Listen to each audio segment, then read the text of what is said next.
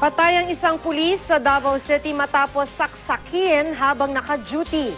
Ang dalawang menor de edad na suspect sa krimen napatay ng mga responding pulis matapos umano nilang manlaban.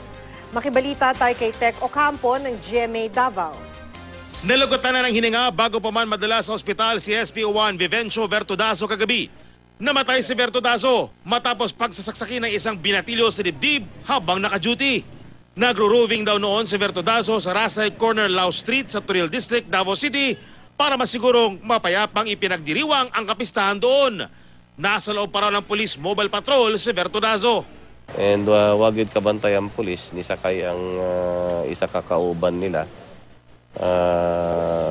Without any hesitation, sinaksak bigla yung pulis. Nakita niyo naman, tinamaan sa leg.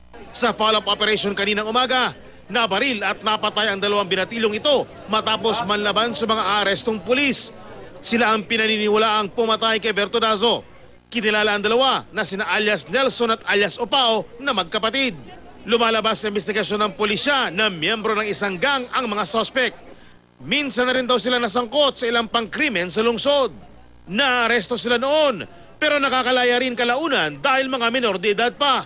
We will not tolerate na hindi mahuli ang taong yan.